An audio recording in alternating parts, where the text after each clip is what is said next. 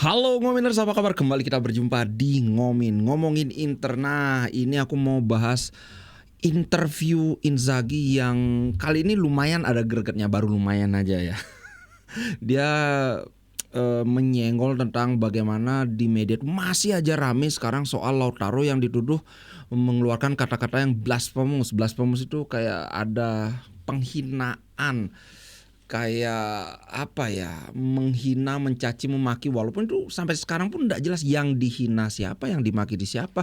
Oke, tapi itu wawancaranya agak panjang, jadi ntaran kita akan mulai dengan beberapa update dulu. Nah, ini update-nya update cukup apa ya, cukup bagus, cukup positif. Yang pertama soal jeng luar biasa, peningkatan nilai sponsorship revenue mendekati 100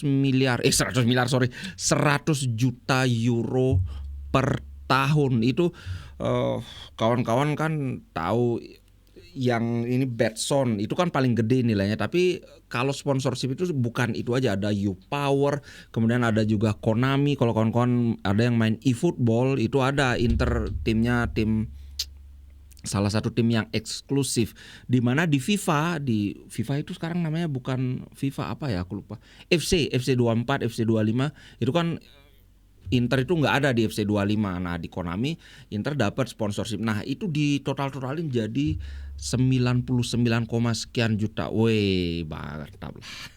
Mantap Marotta and the gang ini.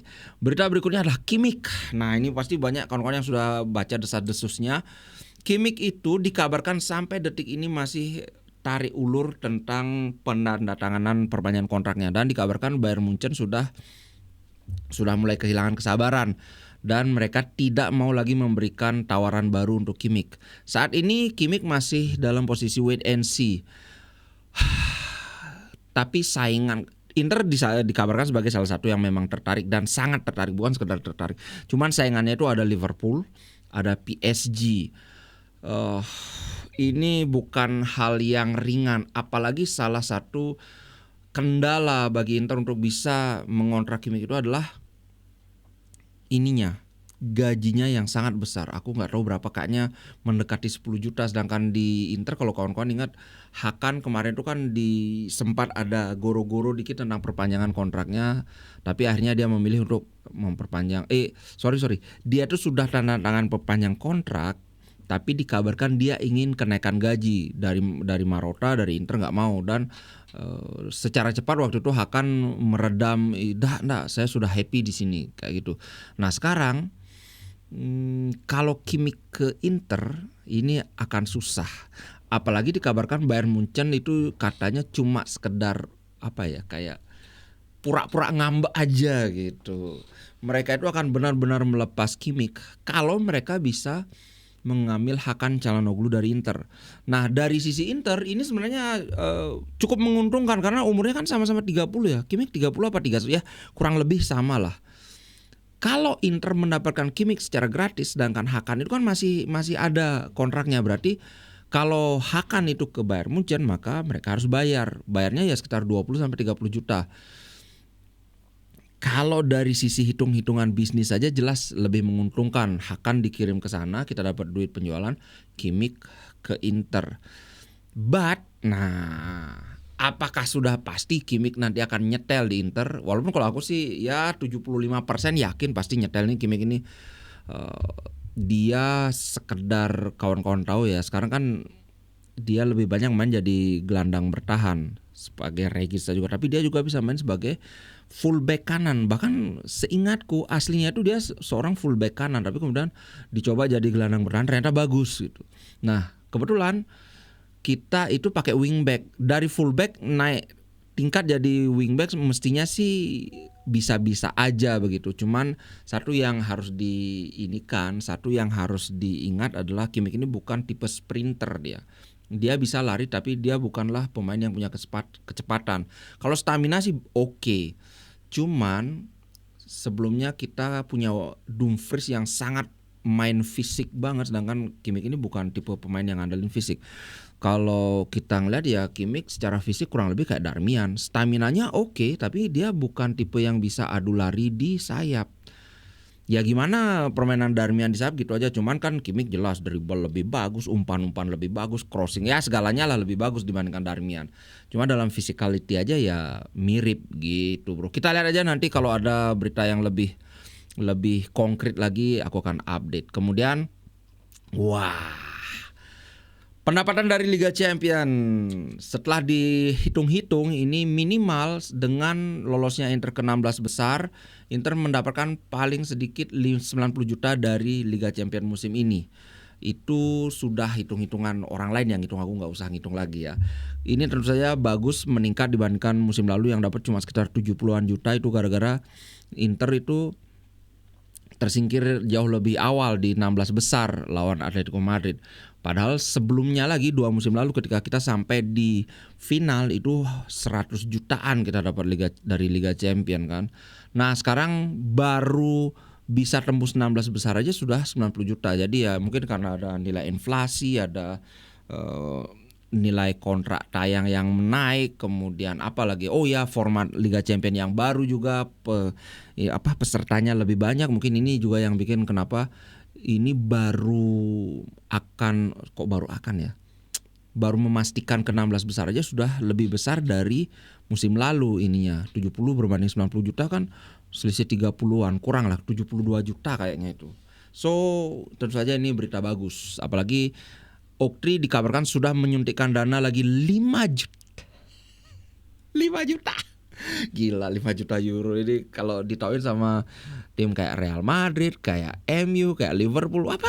Kamu sama owner dikasih duit 5 juta doang. Oke, itu soal update. Sekarang kita bahas tentang ininya.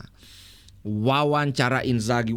Ini aku akan, sudah lama aku nggak gini kan wawancara itu secara komplit. Sekarang aku akan sampaikan wawancaranya secara komplit ya.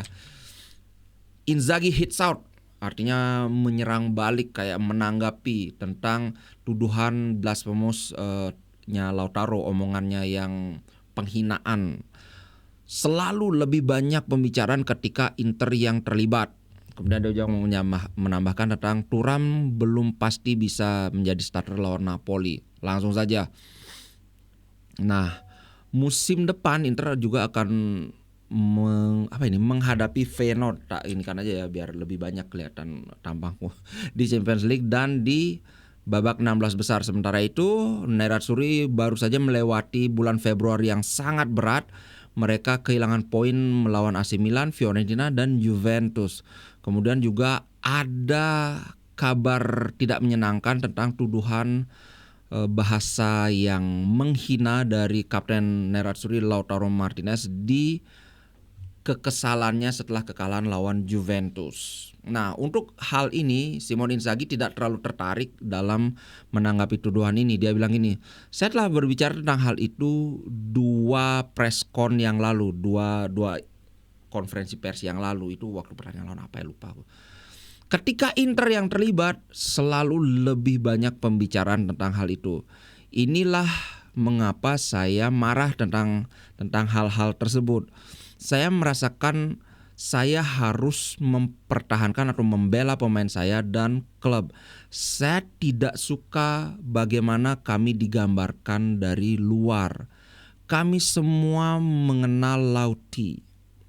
Dia adalah satu dari mereka atau satu dari pemain-pemain yang tidak pernah mengatakan kata-kata jelek. Ya memang beberapa kadang-kadang itu bisa terjadi, bahkan saya pun bisa mengeluarkan kata-kata jelek. Tapi saya tidak pernah mendengar hal tersebut dari Lautaro. Gila.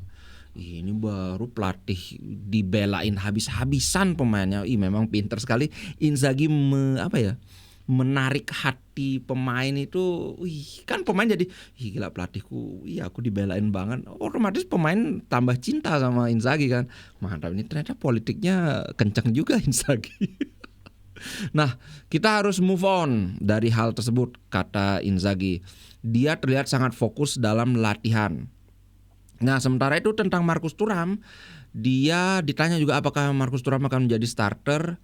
Nah, Inzaghi menjawab begini, Thuram performanya bagus dalam latihan. Dia telah memberikan hal yang menenangkan Tapi kita akan lihat besok. Kita harus mencoba memahami, atau bukan kita, tapi kami harus mencoba mempelajari dan memahami apakah dia bisa bermain dari permulaan. Tapi untuk saat ini itu belum bisa dipastikan. Kami memiliki 4 pemain yang tidak tersedia: Sommer, Darmian, Zalewski, dan Carlos Augusto. Nah, masalahnya bagi kami adalah cedera ini semua terpusat pada satu posisi aja, yaitu di posisi wingback. Walaupun ini sih posisi wingback ya kanan dan kiri sih ya, karena Zalewski kiri, kemudian Darmian kanan. Carlos Augusto juga kiri. Jadi sebenarnya pada 2 posisi sih, bukan satu posisi. Wingback kiri dan wingback kanan. Nah, kemudian jadi mungkin akan ada perubahan sistem. Perubahan sistem tuh. Apakah kita akan melihat formasi yang berbeda dari Inzaghi? Kalau aku sih janganlah. Kami telah melakukannya pada pertandingan di hari Rabu ini yang lawan Lazio ini. Ya memang agak bingung juga waktu itu kan. Nah, kemudian tentang betapa pentingnya pertandingan besok ini, Inzaghi berkata, jika kedua tim ini ada di top of the table, di puncak klasemen, maka kita harus memberi selamat kepada keduanya tentang bagaimana performa mereka sejauh ini. Nah, ini akan menjadi pertandingan penting, tapi tidak menentukan. Masa tidak menentukan? Jelas menentukan lah, tapi itu Inzaghi yang ngomong ya. Karena masih ada 36 poin yang harus diperebutkan.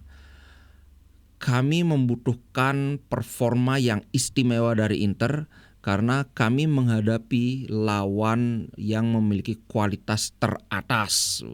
Memang dia sangat respect dengan musuhnya.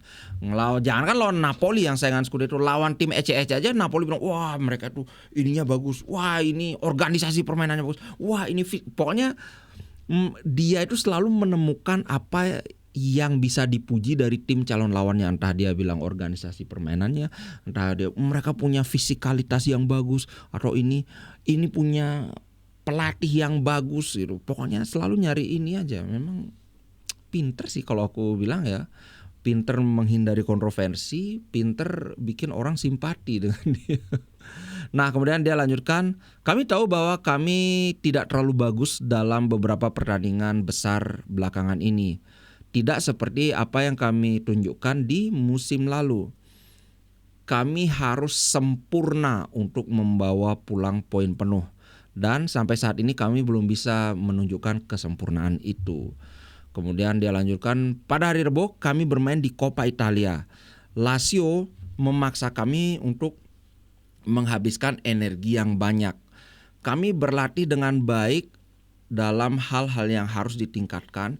Kami mengalami atau menunjukkan pertandingan yang bagus melawan Juve, tapi itu tidak cukup, sehingga ya jelas kami perlu melakukan lebih baik lagi, dia gitu. Kemudian dia melanjutkan, saya selalu katakan pada hari Rabu juga, saya bangga dengan grup ini karena mereka selalu meletakkan hati mereka, maksudnya bermain dengan hati, dan mereka selalu habis-habisan dalam apapun yang mereka lakukan. Ini bohong, ini kelihatan banget pada saat lawan Lazio, kelihatan banget Inter mainnya nggak yang ngegas, kelihatan banget sudah memikirkan pertandingan lawan Napoli, kelihatan banget nyimpan tenaga. Kadang-kadang ini dah Inzaghi. Kami adalah satu di antara sedikit tim di Eropa yang masih menjalani kompetisi di semua aspek. Maksudnya semua kompetisi yang dijalani itu semua masih lanjut. Coppa Italia, UCL, dan tentu saja Liga. Nah, tentu saja ini adalah sumber kebanggaan.